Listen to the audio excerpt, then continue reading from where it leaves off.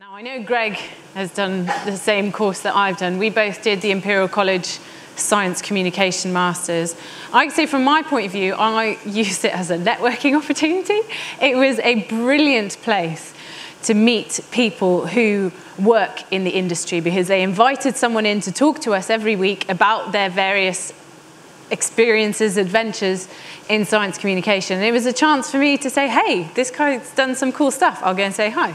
You know, Greg came to talk to us when I was on the course. I'm sure you had lots of people come and talk to you as well. So yeah, I think you're right. I think the benefits of a master's course like that are the network, the contacts, the work experience. You know, my first job was off the back of the work. Well, after the presenting bit was straight off the back of that. So it starts to fill up your little black book of contacts that everyone's got to keep, and that's like always one of my bits of advice: keep your little black book of contacts, and then you can see where people go and touch base with them again in the future. So it does that. It also gives you skills, because if you don't have the necessary skills, then you're going to need to learn them from somewhere. Whether you need to go and spend a lot of money on a master's course to do that is a debatable thing that I know Jonathan just shook his head quite adamantly there. I think that with science communication so open, exactly what Stephen was saying, you can just go do it. If you're interested in it, start now. Blog some bits, make some little films, I mean, it's so easy to do just with your phone or a GoPro or whatever. Just give it a go, chuck it out there, see how it lands, see what people think, send it to people on Twitter and see what they reckon. Give it a go, then you'll see if you've got the bug. If you decide you need a network because you can't find a way to maybe build it from outside, or there are particular skills, maybe there are other ways to get that, or maybe a master's course is for you. I wouldn't turn around and say, you've got to do a master's course to get into it, definitely. I think, so which master's course and which student?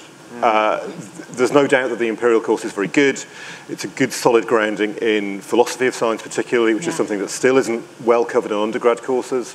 Knowing what it is that you're trying to convey is much more subtle than you might think.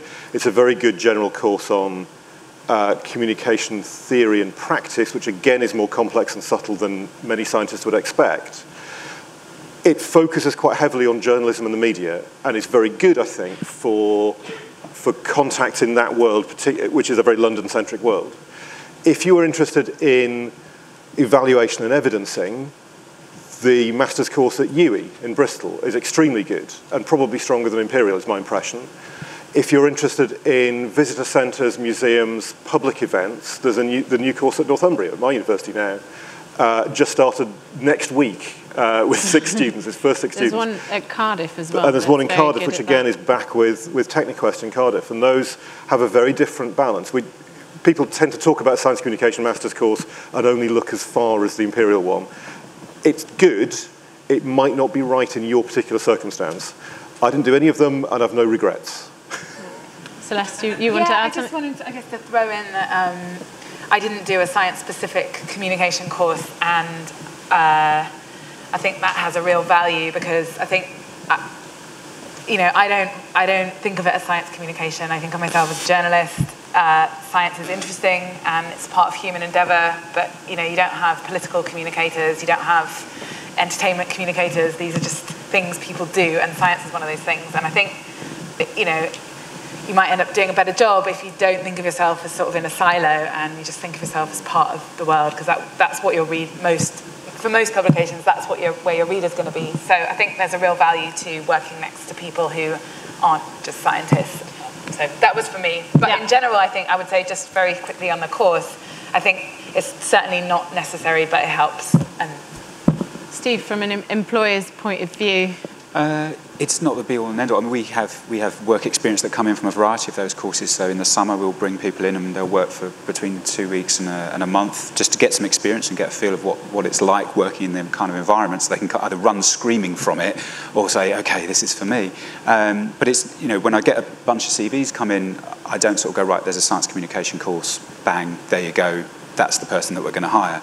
It's an interesting element, and being absolutely honest, it probably steers us down the right channel. But at the same point, we've hired people who have been theatre directors, we've hired people who have been journalists on the Express for 22 years. You have to be able to tell the story.